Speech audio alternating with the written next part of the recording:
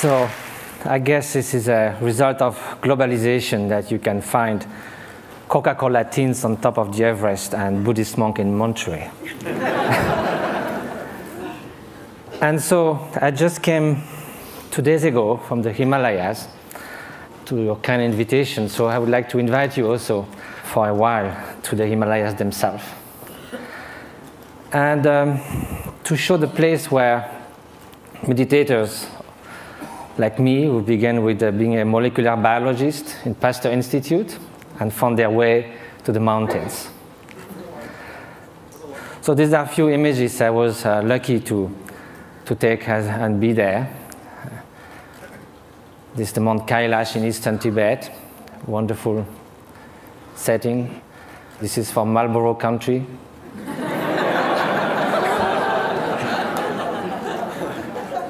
This is a turquoise lake, a meditator. This is the hottest day of the year, somewhere in eastern Tibet, on August 1st. And the night before, we camped, and my Tibetan friends said, we're going to sleep outside. And I said, why? We have enough space in the tent. They said, yes, but it's summertime.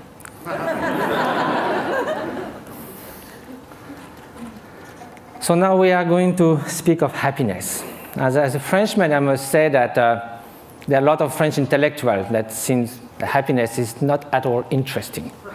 I just wrote an essay on happiness, and there was a controversy, and someone wrote an article saying, don't impose on us the dirty work of happiness. We don't care about being happy. We need to live with passion. We like the ups and downs of life. We like our suffering because it's so good when it ceases for a while. This is what I see from the balcony of my hermitage in the Himalayas. It's about 2 meters by 3, and you are all welcome anytime. Now let's come to happiness, or well-being. And first of all, despite what the French intellectuals say, it seems that no one wakes up in the morning thinking, may I suffer the whole day. Which means that somehow, consciously or not, directly or indirectly, in the short and the long term, whatever we do, whatever we hope, whatever we dream, somehow is related to a deep, profound desire for well-being or happiness. As Pascal said, even the one who hangs himself somehow is looking for a cessation for suffering. He finds no other way. But then if you look in the literature, East and West, you can find incredible diversity of definition of happiness. Some people say can only be lived in remembering the past, imagining the future, never in the present. Some people say happiness is right now, is the quality of the freshness of the present moment. And that led to Henri Bergson, the French philosopher, to say all the great thinkers of humanity have left happiness in the vague so that they could define, each of them could define in their own terms. Well, that will be fine if it was just a secondary preoccupation in life. But now if it is something that's going to determine the quality of every instant of our life, then we better know what it is, have some clearer idea. And probably the fact that we don't know that is why so often, although we seek happiness, it seems we turn our back to it. Although we want to avoid suffering, it seems we are running someone towards it. And that also comes from some kind of confusions. One of the most common ones is happiness and pleasure. But if we look at the characteristic of those two, pleasure is contingent upon time, upon its object, upon the place. It is something that changes of nature. Beautiful chocolate cake, first serving is delicious, second one, not so much, then we feel disgust. That's the nature of things. We get tired. I used to be a fan of Bach. I used to play it on the guitar. I can hear it 2, 3, 5 times. If I had to hear it 24 hours non-stop, it might be very tiring. If you are feeling very cold, you come near a fire. It's so wonderful. Then after some moments, you just go a little back, and then it starts burning. it sort of uses itself as you experience it. And also, again, it can also, it's something that it is not something that is radiating outside. Like, you can feel intense pleasure, and some others around you can be suffering a lot. Now, what then will be happiness? And happiness, of course, is such a vague word. So let's say well-being. And so I think the best definition, according to the Buddhist view, is that well-being is not just a mere pleasurable sensation. It is a deep sense of serenity and fulfillment, a state that actually pervades and underlies all emotional states and all the joys of sorrows that can come one's way. Well, that might be surprising. Can we have this kind of well-being while being sad? In a way, why not? Because we are speaking at a different level. Look at the waves coming near the shore. When you are at the bottom of the wave, you hit the bottom. You hit the solid rock. When you are surfing on the top, you are all elated. So you go from elation to depression. There's no depth. Now, if you look at the high sea, there might be beautiful, calm ocean like a mirror. There might be storms, but the depth of the ocean is still there, unchanged. So now, how is that? It can only be a state of being, not just a fleeting emotion, sensation, even joy that can be the spring of happiness. But there's also wicked joy. You can rejoice in someone's suffering. So now, how do we proceed in our quest for happiness? Very often, we look outside. We think that if we could gather this and that, all the conditions, something like we say, everything to be happy, to have everything to be happy, that very sentence already bears the doom of destruction of happiness. To have everything. If we miss something, it collapses. And also when things go wrong, we're trying to fix things outside so much. But our control on the outer world is limited, temporary, and often illusory. So now look at the inner conditions. Aren't it stronger? Isn't it the mind that translates the outer condition into happiness and suffering? And isn't that stronger? We know by experience that we can be in what we call a little paradise and yet be completely unhappy within. The Dalai Lama was once in Portugal and there was a lot of construction going on everywhere. So one evening he said, look, you are doing all these things, but isn't it nice also to build something within? And he said, unless that, even you get a high-tech flat on the 100th floor of a super modern and comfortable building, if you are deeply unhappy within, all you are going to look for is a window from which to jump. So now, at the opposite, we know a lot of people who in very difficult circumstances manage to keep serenity, inner strength, inner freedom, confidence. So now if the inner conditions are stronger, of course the outer conditions do influence. And it's wonderful to live longer, healthier, to have access to information, education, to be able to travel, to have freedom. It's highly desirable. However, this is not enough. Those are just auxiliary help, conditions. The experience that translates everything is within the mind. So then when we ask oneself how to nurture the conditions for happiness, the inner conditions, and which are those which will undermine happiness. So then this needs to have some experience. We have to know from ourselves there are certain states of mind that are conducing to this flourishing, to this well-being, what the Greek call eudaimonia, flourishing. And there are some which are adverse to this well-being. And so if we look from our own experience, anger, hatred, jealousy, arrogance, obsessive desire, strong grasping, they don't leave us in such a good state after we have experienced it. and also they are detrimental to others' happiness. So we may consider that the more those are invading our mind, and like a chain reaction, the more we'll feel miserable, we'll feel tormented.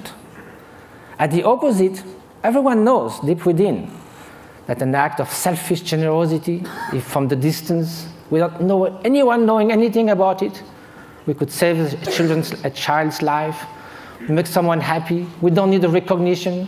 We don't need any gratitude. Just the mere fact of doing that feels such a sense of adequation with our deep nature. And we would like to be like that all the time. So is that possible? To change our way of being, to transform one's mind? Are those negative emotions or destructive emotions inherent to the nature of mind? Is a change possible in our emotions, in our traits, in our moods? So for that we have to ask, what is the nature of mind? And if we look from the experiential point of view, there is a primary quality of consciousness. That is the mere fact to be cognitive, to be aware. Consciousness is like a mirror that allows all images to rise on it. You can have ugly faces, beautiful faces in the mirror. The mirror allows that, but the mirror is not tainted, is not modified, is not altered by those images. Likewise, behind every single thought, there is the bare consciousness, pure awareness. This is the nature. It cannot be tainted intrinsically with hatred or jealousy, because then, if it was always there, like a dye that would permeate the whole cloth, then it would be found all the time somewhere. We know we're not always angry, always jealous, or always generous.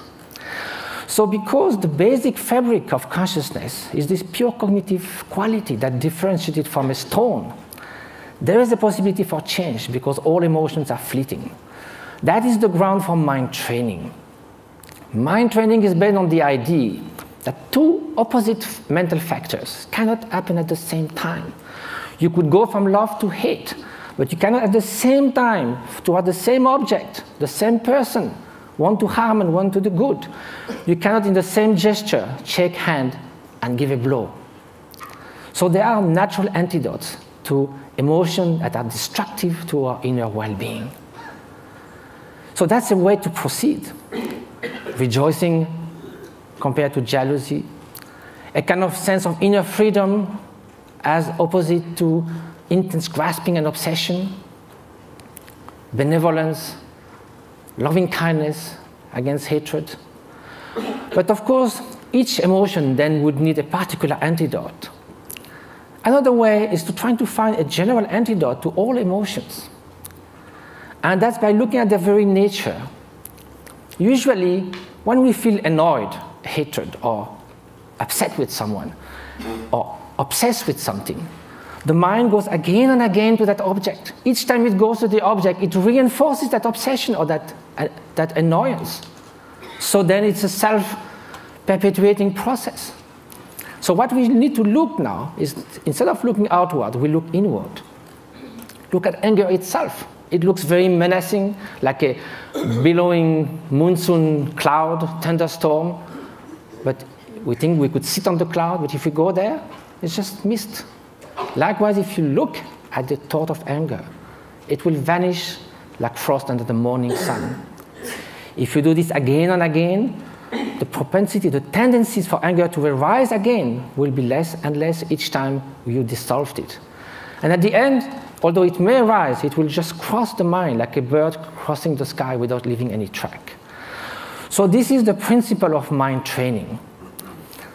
Now, it takes time, because it took time for all those faults in our mind, tendencies to build up. So it will take time to unfold them as well. But that's the only way to go. Mind transformation. That is the very meaning of meditation.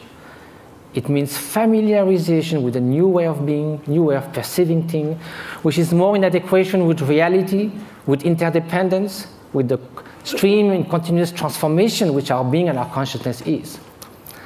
So the interface with cognitive science, since we need to come to that, and what was the subject of we have to deal in such a short time, with brain plasticity. Brain was thought to be more or less fixed. All the neuronal connection in numbers and quantities were thought till the last 20 years, thought to be more or less fixed when we reach the adult age.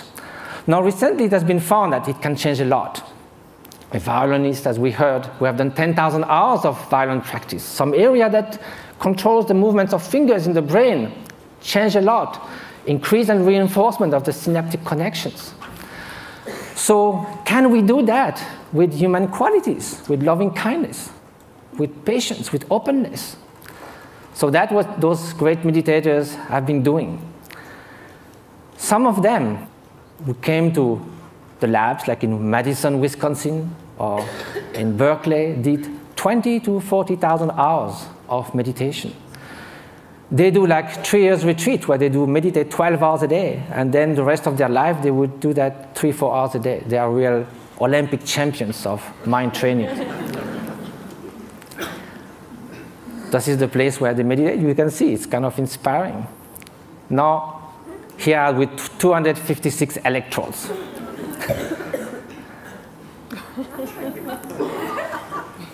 So what did they find? Of course, same thing, the scientific embargo. A paper has been submitted to Nature. Hopefully it will be accepted. It deals with the state of compassion, unconditional compassion. We ask meditators who have been doing that for years and years and years to put their mind in a state where there's nothing but loving kindness, total availability to sentient being. Of course, during the training, we do that with objects. We think of people suffering, we think of people we love. But at some point, it can be a state which is all-pervading.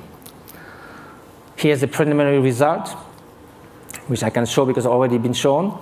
The bell curve shows 150 controls. And what is being looked at is the difference between the right and the left frontal lobe. In very short, people who have more activity on the right side of the prefrontal cortex are more depressed, withdrawn, they don't describe a lot of positive affect. It's the opposite on the left side, more tendency to altruism, to happiness, to express, and curiosity, and so forth. So there's a basic line for people, and also it can be changed. If you see a comic movie, you go more to the left side. If you are happy about something, you'll go more to the left side. If you have a bout of depression, you'll go to the right side. Here, the minus 0.5 is a 4 standard deviation of a meditator who meditates on compassion. It's something that is totally out of the bell curve. So I have no time to go into all the different scientific results. Hopefully they will come. But they found that this is after 3.5 hours in a fMRI. It's like coming out of a space ship. Also, it has been shown in other labs, for instance, Paul Ekman's labs in Berkeley, that some meditators are able also to control their emotional response more than it could be taught. Like the startle experiments, for instance. If you sit a guy on a chair with all this kind of apparatus measuring your physiology, and there's kind of a bomb that goes off. It's a so instinctive response that in 20 years, they never saw anyone who would not jump. Some meditators, without trying to stop it, but simply by being completely open, thinking that that bang is just going to be just a small event, like a shooting stars, they're able not to move at all. So the whole point of that is not sort of to make like a circus thing of showing exceptional beings who can jump or whatever.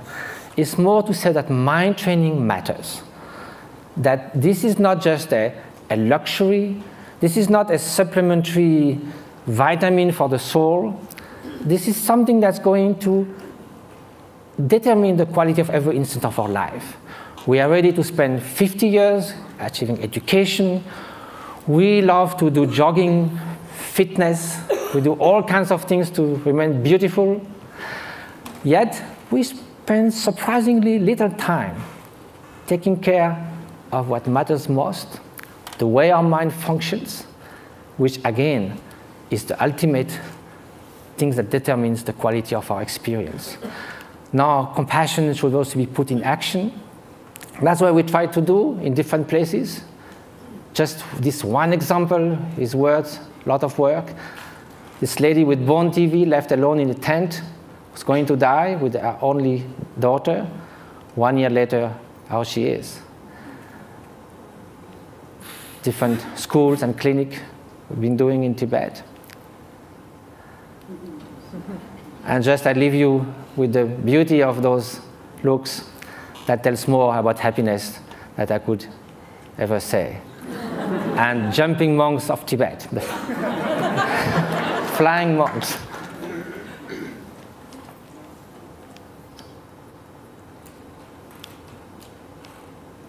Thank you very much.